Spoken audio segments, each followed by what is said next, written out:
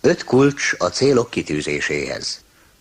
A szeminárium elején feltettem a kérdést, miért van az, hogy egyesek sikeresebbek másoknál. Egy barátom, aki évek óta foglalkozik a témával, elmondott egy történetet, amelyet bizonyára élvezni fognak, és jól megvilágítja a kérdést. Azt mondta, hogy mint egyházközségének gondnoka meghívott egy zsidó személyiséget, hogy jöjjön el a templomukba, egy keresztény templomba, és beszéljen a gyülekezetnek a két vallás különbségéről. Hasonlítsa össze a zsidó és a keresztény vallást.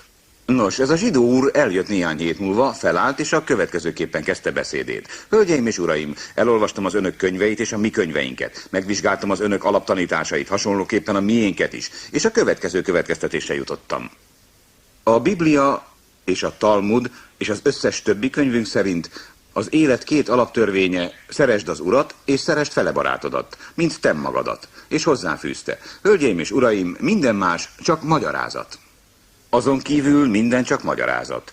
Azt mondtam, már 25 éve foglalkoztat bennünket a siker problémája, és nemrégiben tanácskozásra gyűltünk össze, és azt kérdeztük, mi a siker? Mi határozza meg a sikert? És egyhangulag arra a következtetésre jutottunk: hölgyeim és uraim, a siker egyenlő a célokkal, és minden más csak magyarázat.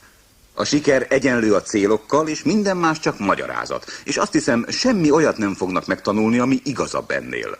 A szeminárium korábbi előadásain számos törvényt említettem. A vonzás, a megfelelés, a hit, az elvárás törvényeit, és a többi. De úgy fogják találni, hogy az egyetlen módszer mindezek hasznosítására, a legkönnyebb módszer a hasznosításukra, ha célt tűzünk magunk elé. Ha célt tűznek ki, miben hisznek? Egy célban. Minek az elérését várják? Egy célét. Mit vonzanak életükbe? A céljukkal összhangban levő embereket és körülményeket. Mire vezet a megfelelés törvénye? Hogy a külvilág összhangban legyen belső világukkal, a céljukkal. Mire koncentrálnak? A céljukra. Mire élik a tudatalattiukban? A cél. Mire vonatkoztatják a helyettesítés törvényét? Egy célra. Ha van célunk, az lehetővé teszi számunkra, hogy felhasználjuk a világegyetem összes törvényét, hogy sikerhez segítsen bennünket. És közben ezekre a törvényekre nem is kell gondolnunk. Ezért van az, hogy minden sikeres férfi és nő tanulmányozásakor úgy találjuk, hogy erősen célorientáltak, és bár nagyon jól tudjuk, hogy a siker a célok függvénye, döntő mértékben a célok függvénye, azt látjuk, hogy az emberek kevesebb, mint 5%-a tűz ki magának célokat. Írtam egyszer egy tanulmányt, vagy inkább egy cikket egy újság számára, amelyből a következő idézetet emelték ki. Akinek nincs célja, arra van kárhoztatva, hogy azoknak dolgozzon, akiknek van. Ha nincs életcélunk, arra vagyunk kárhoztatva, hogy másokat segítsünk céljaik elérésében. Készült egy híres felmérés 1953-ban a Yale Egyetemen, az egyetem végzős hallgatói között, amelyben azt kérdezték egyebek között, vannak-e céljai, eltervezte-e, hogyan valósítsa meg őket. És úgy találták, hogy csak 3%-uk tűzött ki célt maga elé. Amerika egyik leghíresebb egyetemének dédelgetett végzősei között. Aztán ismét megkeresték őket 1973-ban, és többek között azt kérdezték tőlük, mennyi pénzt értek ma, ahhoz képest, amennyit 1953-ban értetek. És kiderült, hogy az a 3%, amely karrierje kezdetén célt tűzött ki maga elé, többet keresett, mint a többi 97% együttvéve. Bizonyára meghökkentőnek tűnik ez a teljesítmény, de nem szokatlan. Az az igazság, hogy minden statisztika, amelyet átnéztem, miközben fanatikusan kutattam a célok kitűzése témájában, azt mutatja, hogy csak 3%, 30 ember közül csak egy rendelkezik határozott, világosan megfogalmazott célokkal. Tehát elmondhatom, az a képesség, hogy célt tűzzünk magunk elé, és hogy megvalósítására akciótervet készítsünk, ez a siker mesterfogása. Ez a legfontosabb készség, amelyet valaha is megtanulhatnak, és a továbbiakból ki fog derülni, hogy ha képesek kitűzni és megvalósítani egy célt, ez lehet a legfontosabb dolog, amelyet felfedezhetnek. Fontosabb a matematikánál, a tudományoknál, fontosabb a számítástechnikánál, vagy a kereskedelmi jártasságnál a célok kitűzésének képessége. Ha egyszer kitűzték a célt, beindítják az agy úgynevezett kibernetikus célkereső mechanizmusát. A kibernetikus célkereső mechanizmus olyan mechanizmus, hogy ha beprogramoztuk az agyat, és ezáltal teljesen átítat bennünket ez a törekvés, automatikusan és tévedhetetlenül a cél felé törekszünk, a cél pedig mi felénk. Ez olyan, mintha mozgásba lendítenénk a kozmikus erők egész sorát, amelyek a kívánt irányba visznek bennünket, ha nem is tudjuk, hogy hol a cél. Később még visszatérünk erre is, hogy ez miért így működik. Vagyis van önökben egy mechanizmus, amely eljuttatja önöket a megvalósítandó célhoz, amennyiben tudják, mi a céljuk. H.L. Huntot, az olajmilliárdost megkérdezték néhány éve egy tévéműsorban, hogy sikereinek mi a titka. Azt mondta, csak 2 dolog van, amit tudnunk kell. Az első, döntsük el pontosan, mit akarunk. A második, határozzuk meg pontosan az árát, aztán szánjuk el magunkat, hogy megfizetjük. A probléma az, hogy a legtöbb ember nem tudja, mit akar. A mi civilizációnkban, a mi társadalmunkban az ember mindent megkaphat, amit csak akar. De a lakosság 95%-ának csak homályos elképzelése van arról, hogy mit akar. Vagy semmilyen. De biztos vagyok abban, hogy mire az előadás véget ér, ez némileg megváltozik. Tehát a cél kitűzése a legfontosabb készség. Szerintem ezt tanítani kéne az óvodában, az általános iskolában, az oktatás minden szintjén valami módon, valamiképpen tanítani kéne a célok kitűzését. Ez minden egyéb készségnél jobban garantálná, hogy az emberek könnyebben, gyorsabban, minél nagyobb sikereket érjenek el. Mindegy, hogy valaki hány éves, milyen pozícióban van jelenleg. Minél hamarabb sajátítja el a célok kitűzésének képességét gyakorlással, a módszer állandó ismételgetésével, amíg el nem éri azt, hogy teljesen célját elérő emberi lényé válik, annál hamarabb el fog jutni oda, hogy nagy dolgokat valósítson meg az életben. Érdekes módon mindannyiunkban munkál egy kudarcmechanizmus. És ez a kudarcmechanizmus automatikusan működik. Az emberek túlnyomó többsége nem él a lehetőségeivel, nem válnak azzá, amivé lehetnének. Több mint 80%-uk. Ez a kudarcmechanizmus egyenlő a kényelmi zónával. Az emberek előszeretettel bújnak meg a kényelmi zónában, a könnyebb megoldásokat keresik. Nem teszik meg a siker eléréséhez szükséges erőfeszítéseket. Ez a kudarcmechanizmus automatikusan működik. Már csecsemőkorunktól kezdve, említettük már az örömelvet, mindig afelé hajlunk, ami örömet szerez, ami könnyű, ami kellemes, ami élvezetes, és húzódozunk attól, ami kényelmetlen, ami nehéz, amihez önfegyelemre vagy erőfeszítésre van szükség. Azonban a kudarcmechanizmus leküzdésének egyetlen módja az, ha működésbe hozzuk a sikermechanizmust.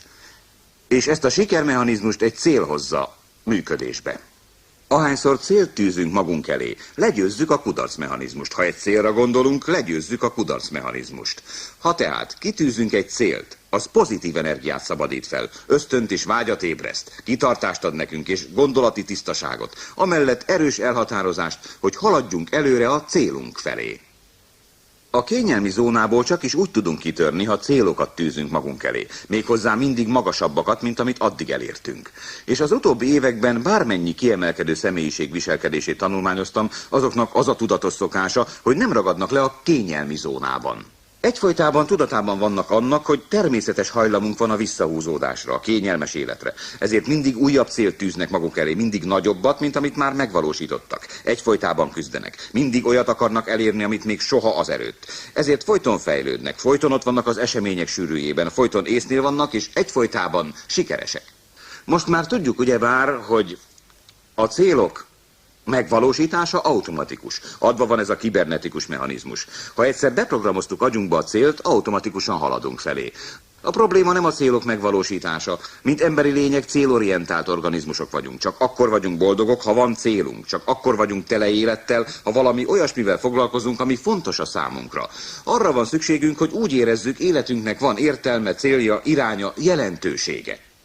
A kérdés nem az, hogy miért nem valósítjuk meg céljainkat, mert a célok megvalósítása automatikus. A kérdés az, miért nem tűzünk ki célokat. Évekig azt hallottam, mielőtt ezzel a témával foglalkozni kezdtem, tűz ki célokat. És akik elvégezték a tanfolyamokat, megkérdeztem tőlük, leírták, mik a céljaik, és nem írták le a céljaikat. Ezért a célkitűzés pszichológiáját kezdtem tanulmányozni, és úgy találtam, 4 alapvető oka van annak, hogy nem tűznek ki célokat. Bár tudják, hogy kéne, tudják, hogy ez fontos, már milliószor hallották. 4 alapvető ok, és amíg nem ismerjük ezeket, és hogy hogyan hatnak ránk, nem is léphetünk tovább. Nézzük tehát, az emberek miért nem tűznek ki célokat. Az első oka, hogy nem tűzünk ki célokat, az, hogy nem ismerjük fel a jelentőségüket. Nem ismerjük fel a célok jelentőségét. Mit is jelent ez? Azt jelenti, hogy mindannyian neveltetésünk termékei vagyunk. Mindannyiunkra nagy hatással vannak a szüleink, testvéreink, családunk, rokonaink, barátaink, stb. Ha olyan családban növünk fel, ahol a szülők nem hangsúlyozzák a célok fontosságát, nem beszélnek róluk, nem ösztönöznek bennünket arra, hogy célokat tűzzünk magunk elé, tudják, mi fog történni? Az, hogy felnövünk anélkül, hogy egyáltalán fogalmunk lenne arról, léteznek a világban célok. Amikor Amerikában a sikeres embereket tanulmányozták, érdekes dologra jöttek rá. Arra, hogy a családi asztal melletti beszélgetés hat a legerősebben annak a gyereknek a jellemére, aki abban a családban nő fel. Ha az asztal melletti beszélgetések teljesítményorientáltak, sikerorientáltak, célorientáltak, akkor a gyerekek úgy nőnek fel, hogy hisznek a célokban, törekszenek feléjük. Ez olyan természetes a számukra, mint a kés és villa használata. Tehát nem látjuk a célok kitűzésének jelentőségét. Kérem, értsék meg, hogy ez nagyon lényeges dolog. Ez a siker egyik kulcsa. És a legnagyobb dolog, amit valaki a gyerekéért tehet, az, hogy segítsen neki értelmes és reális célok kitűzésével. És minden bátorítást adjon meg neki, hogy el is érhesse azokat. A második oka, hogy nem tűzünk ki célokat, nézzenek csak magukba, az, hogy nem tudjuk hogyan. Amikor elkezdtem a témával foglalkozni, azt a meglepő felfedezést tettem, hogy mindenütt felhívják a figyelmet a célokra, hogy ez nagyon fontos. Legyenek céljaink, tűzzünk ki célokat, tűzzünk ki határidőt a megvalósításukra. De a helyzet az, hogy nem volt igazán jó módszertan a célok kitűzésére. És ezen a tanfolyamon megtanítok önöknek egy módszert, amely abszolút hatásos. Azt mondják, ez a legjobb módszer, ami valaha is létezett a világon. De ha nem tudnak megjelölni egy célt, akkor hiába mondom, hogy tűzzenek ki célt, annak nincs semmi értelme. Az emberek 12-15 évig járnak iskolában nálunk, de 1 órát se töltenek ezzel a témával. Képzeljék el, 12-15 évig. Én egy jelentős egyetemen szereztem kereskedelmi diplomát, de egyetlen órát se szántak arra, hogyan tűzzünk ki és érjünk el célokat. Egyszer sem említették a sikernek ezt az alapvető mesterfogását. Ezután a tanfolyam után tudni fogják, hogyan kell csinálni, az nem lesz probléma. A harmadik oka, hogy nem tűzünk ki célokat, méghozzá fontossági sorrendben, a visszautasítástól való félelem. Erről már beszéltünk korábban is. Életünk egyik legmélyebb és legerősebb félelme az, hogy félünk a kritikától, attól, hogy kinevetnek. Mindannyian gyerekkorunkban, fiatalkorunkban azt mondtuk, ez akarok lenni, az akarok lenni, ide akarok menni, oda akarok menni, és mindannyian megkaptuk, ostobaság, ezt nem lehet megvalósítani, vagy ne hülyéskedj, túl kicsi vagy, még stb. És már nagyon korán megtanultuk, hogy ha beszéltünk a célunkról, vagy olyasmire törekedtünk, ami túl nagynak tűnt, akkor azok, akikre adtunk, kinevettek bennünket, megkritizáltak. Elérték, hogy meghúzzuk magunkat, tehát tudat alatt döntöttünk, ha békét akarunk, jobb, ha hallgatunk, és nem beszélünk a céljainkról, nehogy valaki megkritizáljon. És ezzel beleestünk a csapdába, abba a tudatalatti eltökéltségbe, hogy nem tűzünk célt magunk elé, és nem beszélünk róluk, nem gondolkozunk róluk, így senki se kritizálhat bennünket. És higgyék el, az emberek 80-90%-a, ha meghallja, hogy bármire készülünk, új parkolóhelyet keresünk, vagy új állást, vagy házasodni akarunk, azt fogják mondani, hogy lehetetlen. Szépen felsorakoztatják az ellenérveket, hogy lebeszéljenek bennünket bármiről. A siker kulcsa tehát tartsa a célját titokban. Tartsa a célját titokban, ne beszéljen róla senkivel. Mivel az emberek túlnyomó többsége megijed bárkitől, akinek céljai vannak. Megijednek, mert úgy érzik, kisebbrendűek és alkalmatlanok, mert nincsenek céljaik. Tehát csak olyanokkal beszéljen róluk, akiknek szintén vannak céljaik. Olyanokkal, akik közel állnak önhöz, akiknek segítségére szüksége lehet. De ne beszéljen róluk akárkivel. Ne hagyja, hogy megtorpedózzák terveit. A negyedik oka, hogy nem tűzünk ki célokat, ez a leglényegesebb, a legveszélyesebb, régi ismerősünk vagy ellenségünk, a kudarctól való félelem. A kudarctól való félelem az első oka annak, hogy az emberek sikertelenek. A kudarctól való félelem attól, hogy nem lehet, elveszthetem a pénzem, vesztegetem az időm, elveszthetem a befektetésemet, nem lehet, feszülté válunk, stressz állapotba kerülünk, kalapál a szívünk, összeszorul a gyomrunk. A kudarctól való félelem az első oka annak, hogy nem vagyunk sikeresek az életben. A kudarctól való félelem visszatart bennünket a próbálkozástól. És azért félünk a kudarctól, mert ismerjük, tudjuk mi a kudarc. Nem értjük, hogy ez egy kritikus pont. Ha ezt megértjük, egész hozzáállásunk megváltozik. Egyszerűen arról van szó, képtelenség sikert elérni kudarcok nélkül. A kudarc a sikerhez vezető út elengedhetetlen állomása. A sikerhez szükség van kudarcra. Ha kerüljük a kudarcot, nem lehetünk sikeresek. Az emberiség történelmének minden sikere kudarc volt addig, amíg sikerré nem vált. A siker kulcsa a sorozatos kudarcokban rejlik. Hogy tanuljunk abból, ami nem sikerült. Minden csapásnál, minden akadálynál, minden csalódásnál álljunk meg és gondolkozzunk. Mit tanulhatok ebből a helyzetből? Alkalmazzuk a behelyettesítés törvényét, és vonjuk le a tanulságot minden egyes kudarcból. Emlékeznek, beszéltünk a fordított paranoiássá válásról, a bizakodó várakozásról. Ahányszor valami balul sikerül, nézzünk magunkba, miért történik ez velem. És azt fogják látni, hogy minden egyes kudarcban vagy hátrányban, ahogy Napóleon Hill mondja, értékes tanulság rejlik, lehetőség és haszon, amelyet ha keresünk, megtaláljuk. A sikeres emberek, vezetők sose használják azt a szót, hogy kudarc. Sose gondolnak a kudarcra. Thomas J. Watsont, az IBM alapítóját megkérdezte egy fiatalember. Mr. Watson, mit tehetek, hogy sikeresebb legyek? És Watson habozás nélkül ezt mondta, duplázza meg kudarcait. Duplázza meg kudarcait. Miért? Azért, mert... ez már nem kell. Azért, mert...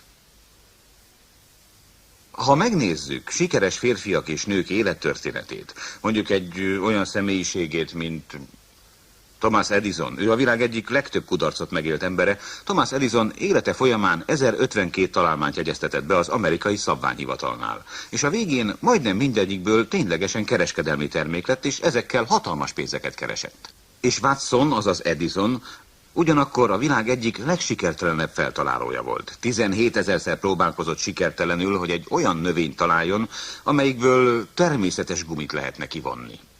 Több ezer egyéb kísérlete vallott kudarcot, több mint 11 000-szer próbálkozott hiába azzal, hogy izzószálat találjon a villanyégőhöz.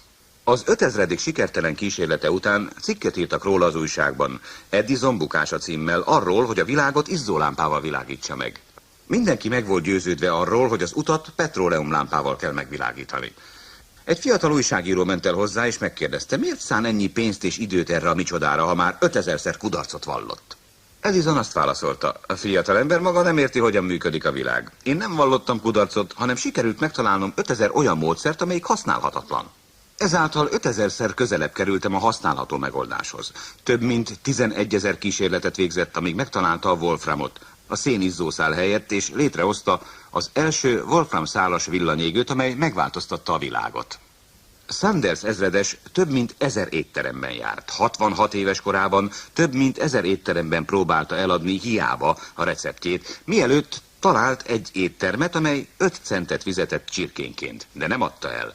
Önök kitartottak volna 100, 200, 500, 1000 elutasítás után.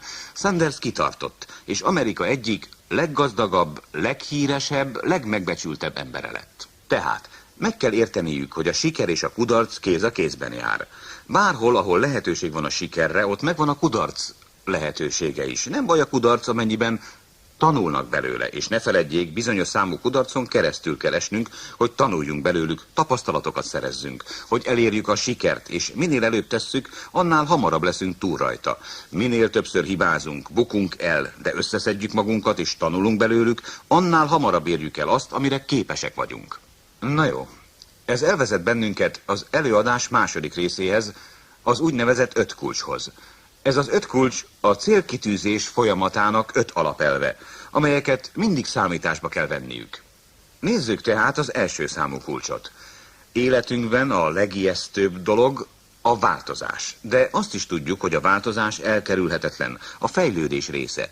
Nincs fejlődés változás nélkül. Életünket nem tehetjük jobbá változás nélkül. Mégis a változás ijesztő. És van egy természetes tendencia, úgy hívják homeosztázis. Természetes hajlam az emberekben, hogy ellenálljanak a változásnak, hogy elutasítsák, hogy elkerüljék, hogy egy helyben maradjanak, hogy megbújjanak a kényelmi zónában. Mint már mondtam, a kényelmi zóna a lehetőségek elérésének legnagyobb ellensége. A változás ijesztő, ha csak nem célirányos. Ha csak nem célirányos. És ez az a kulcs. Legyőzhetjük ezt az állandó, tudatalatti félelmet a változástól egy egyszerű módszerrel, ha az ellenőrzésünk alá vonjuk. Ugye emlékeznek arra, hogy az irányítás törvénye az emberi harmónia alaptörvénye, hogy csak olyan mértékben érzünk pozitív módon magunkkal szemben, amennyire képesek vagyunk irányítani a saját életünket. A célok lehetővé teszik, hogy befolyásoljuk a változás irányát. Tudjuk, hogy az élet soha nem megy előre egyenes vonalban hosszabb időn keresztül. Az életünk vagy jobbra fordul, javulást mutat, vagy rosszra fordul, rosszabbodik. Általában ez a tényleges helyzet, de ha célt tűzünk magunk elé, befolyásolhatjuk a változás irányát. Ez a változás irányának befolyásolása kulcs a sikerhez.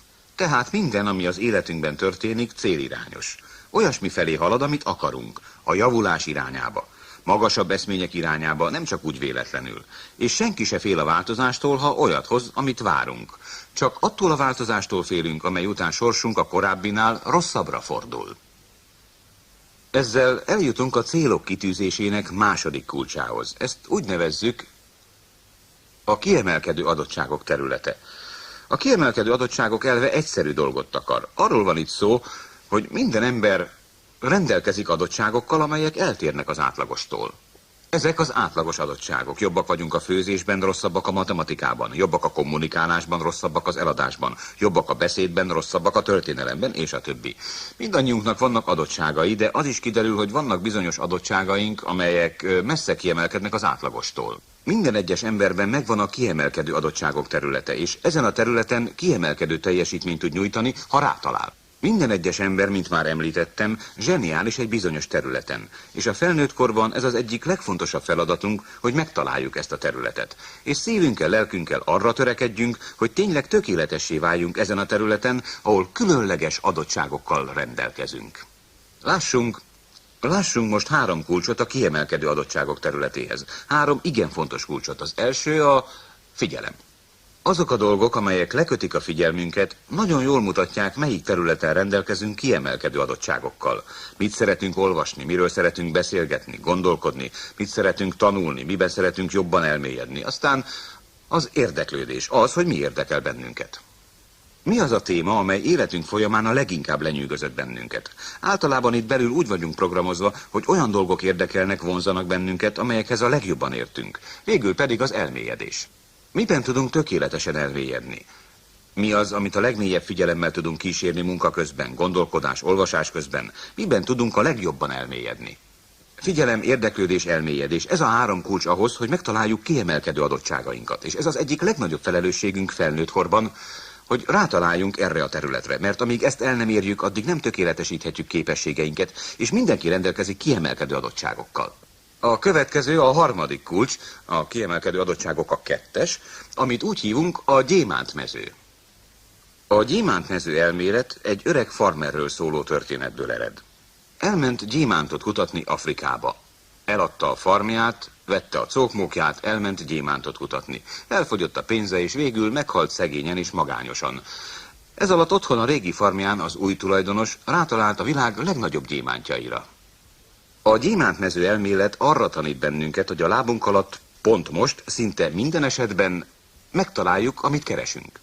Pont most, elrejtve a saját adottságainkban, képességeinkben, tapasztalásainkban, bölcsességünkben, tudásunkban, szorgalmunkban, családunkban, kapcsolatainkban, valahol itt és most a saját lábunk alatt.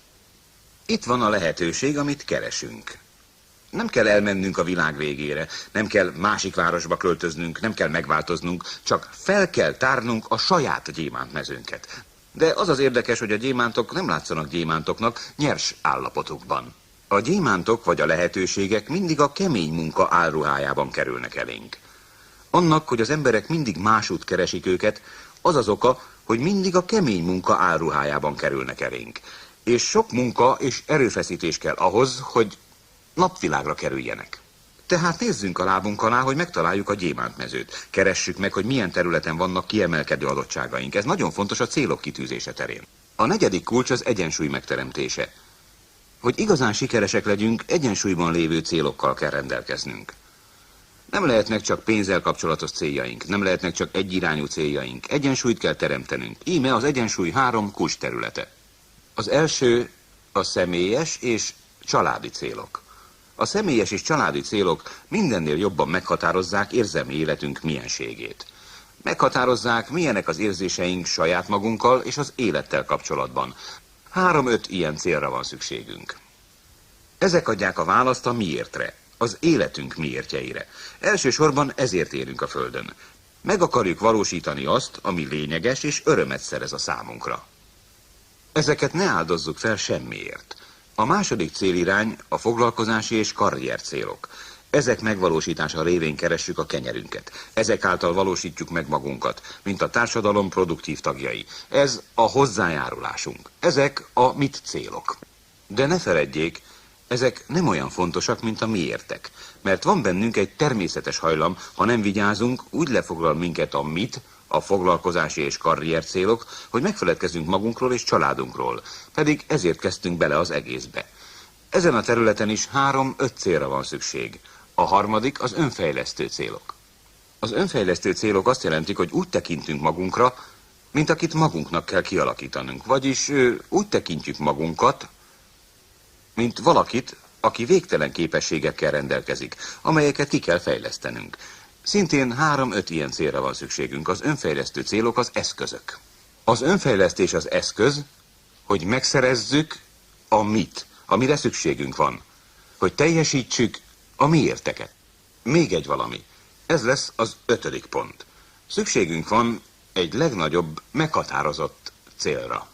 A legnagyobb meghatározott cél az első számú cél az életünkben. Minden egyes tanulmány, amelyet elolvastam, minden egyes tanulmány, a csúcs teljesítmények, a kimagasló teljesítmények terén erre a nagyon egyszerű igazságra, egyszerű tényre tér vissza.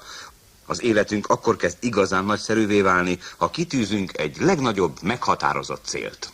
Egy célt, egy feladatot, egy küldetést, amely nagyobb, mint bármilyen más cél az életünkben. Ez nem azt jelenti, hogy nem lehet több célunk, nem lehet 10-15 célunk, vagy akár több 100, ha úgy tetszik.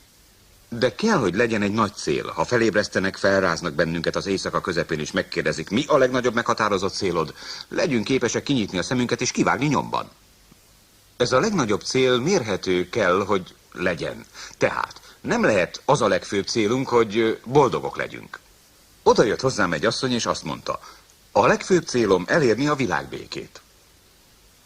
Erre azt mondtam, a legnagyobb meghatározott cél azért, hogy az ön számára jelentsen valamit, hogy célt és irányt szabjon az ön életének, olyan kell, hogy legyen, amely fölött ön gyakorol ellenőrzést. Legyen mérhető, legyen meghatározott, legyen kézzelfogható, olyan, amit ön elérhet, vagy amivé saját maga válhat.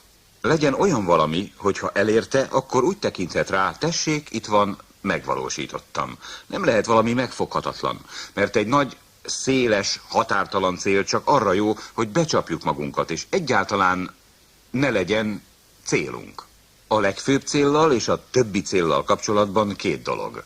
Ezek lehetnek kézzelfoghatóak vagy sem, vagyis minőségi célok, amelyek élete minőségével kapcsolatosak, és lehetnek mennyiségi célok vagy kézzelfogható célok, amelyek a keresettel, a lefogyással, a nagyobb kocsival, a lakással kapcsolatosak, és ezeket egyensúlyba kell hozni.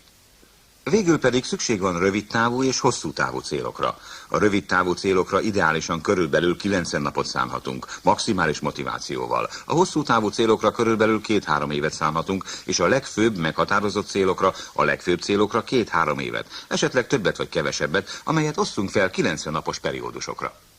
Ezek után adunk önöknek egy rövid feladatot ebben a témakörben. Felteszek 2 gyors kérdést. Adok önöknek az elsőre 60, a másodikra 30 másodpercet, hogy válaszoljanak rájuk. Írják le, de amilyen gyorsan csak tudják azt, ami az első pillanatban az eszükbe jut. Tehát következik az első kérdés. Felkészültek? Vegyenek elő papírt és ceruzát. Jönnek a célt kitűző feladatok. Az első számú kérdés. Mit tekint az életben az 5 alapvető értéknek? Mi az az 5 dolog, amit a leginkább értékel az életben? Ez az első kérdés. Van 60 másodpercük, hogy válaszoljanak rá mostantól fogva. Mit tartanak a legnagyobb értéknek az életben? Az otthonukat, a kocsijukat, a családjukat, a keresetüket, az állásukat, a karrierjüket, lelki fejlődésüket, az egészségüket, a gazdagságukat, a sztereokészüléküket, az intelligenciájuk fejlődését. Melyik az az 5 dolog, amit a legjobban értékelnek? Még 30 másodperc. Mi az, ami először eszükbe jut? Aztán, ha leírták már, mi az az 5 legfőbb érték, rendezzék át őket fontossági sorrendbe. Melyik az első? Melyiket tartaná meg, ha a másik 4-et el kéne dobnia? Mi lenne a második, ha a többit el kéne dobnia? És a harmadik? És így tovább. Állítsák őket sorrendbe az elsőtől az 5-ig. Nos, 5 másodperc. 4, 3, 2, 1. A második kérdés. Írja le 3 legfontosabb jelenlegi célját. Van rá 30 másodperce. Mi most a 3 legfontosabb cél az életében? Kezdjük. Még 25 másodperc. Írja le azt a 3 célt, ami az eszébe jut. Ha más nem jut eszébe, írja pénz, pénz, pénz. A 3 legfőbb célját gyorsan. Még 10 másodperc. Ez könnyű kérdés. 5, 4, 3, 2, 1. Jön a harmadik. Van rá 1 percük. Mit csinálna, hogy töltené az idejét, ha megtudná, hogy már csak 6 hónapig fog élni? Hogy töltené élete utolsó 6 hónapját, ha már csak annyi maradna? Írja le, mit tenne az utolsó 6 hónapban. Most kezdem mérni az időt. Úgy írják, mintha minden, amit leírnak, megvalósulhatna, de ha nem írják le, nem tehetik meg. Mivel töltenék az időt? És kivel? Hová menne? Mit csinálna?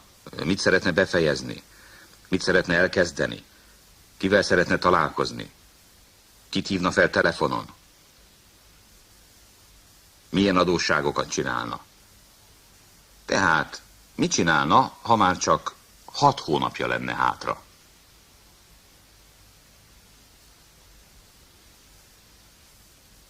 Még 10 másodperc. Írjanak le mindent, ami az eszükbe jut. Ne feledjék, ha fel van írva a papírra, megtehetik. Ha elfelejtik, nem tehetik meg. Még 5 másodperc. 4, 3, 2, 1. A negyedik kérdés. Mit csinálna, mit változtatna az életén, ha nyerne $1 millió a lottón? Ha hirtelen milliómossá válna, mit csinálna másképp, mint ahogy ma csinálja? Ha hirtelen milliómos lenne, mit csinálna másképp? Van rá 1 percük. Amit leírnak, azt mind megtehetik az $1 millió, de ha nem írják le, nem költhetik el, meg se kapják. Érdekes módon az emberek általában $200,000 tudnak elkölteni. Gondolatban sem jutnak el az $1 millió közelébe. Mit csinálna másképp? Jó kérdés. Tovább dolgozna ugyanazon a munkahelyen, ha $1 milliót nyerne? Ha nemleges a válasz, akkor ez nem a megfelelő munkahely, csak vesztegeti az idejét. Fenntartaná jelenlegi kapcsolatait? Ugyanúgy tölteni az időt, mint eddig? Mihez kezdene $1 millió? Még 5 másodperc. Írják le, ami az eszükbe jut.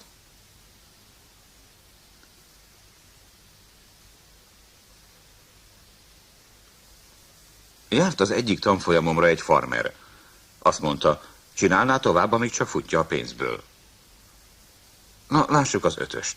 Csak farmerek értékelik ezt a viccet. Tehát az 5-ös. Mi szeretett volna lenni, ha lett volna hozzá bátorsága? Van 30 másodpercük. Mit szeretett volna tenni, ha lett volna hozzá bátorsága? 30 másodperc. Az első dolgot, ami az eszükbe jut. Közhivatalt vállalni, szakmai előadásokat tartani, új kapcsolatot teremteni, saját vállalkozásba kezdeni. Az emberek fele saját vállalkozásba szeretne kezdeni. Tudtak erről? Az emberek több mint fele, de féltek a kudarctól, vagy a visszautasítástól, vagy valami mástól. Még 10 másodperc. Mit szeretne tenni, ha lenne hozzá bátorsága? Sokat elárul rólunk a válasz. Írja le, ami az eszébe jut. Na jó, lássuk a 6. kérdést. Melyik az a tevékenység, amelytől leginkább fontosnak érzi magát? Melyik az a tevékenység, amelynek végzése közben leginkább örömet érez? Önbecsülést, boldogságot, élvezetet, kiteljesedést? Mit szeret leginkább csinálni? Gondolja végig az életét, és emlékezzen vissza, mikor volt a legboldogabb. 30 másodperc. 30 másodpercet kapnak a kérdésre. Mikor volt a legboldogabb az életében? Mikor érzett kiteljesedést? Mikor érezte magát a legjobban? Mikor érezte a legnagyobb békét és elégedettséget? Milyenek voltak a körülmények? Mit csinált akkor? Kivel csinálta együtt? Hová tartott? Mi volt a célja? Mik voltak a körülmények? És a többi. Nagyon-nagyon fontos kérdés. Na, még 5 másodperc. És aztán itt jön a kulcskérdés, amellyel megvalósíthatják legfőbb céljukat. A következő. Képzeljék el, hogy tudnék adni egy pirulát, egy varázspirulát, és ha bevennék ezt a pirulát, bármit megvalósíthatnának a világon. A kérdés tehát a következő. Mi az a nagy dolog, amelyről álmodni mernének, ha tudnák, hogy nem vallanak kudarcot? Mi az a nagy dolog, amelyről álmodni mernének, ha tudnák, hogy nem vallanak kudarcot? Kapnak rá 45 másodpercet. Mi az a nagy dolog? Mi az a cél, amelyről álmodni mernének, ha kétség kívül bizonyosak volnának, hogy nem vallanak kudarcot. A siker teljes mértékben garantálva van. Mi lenne az?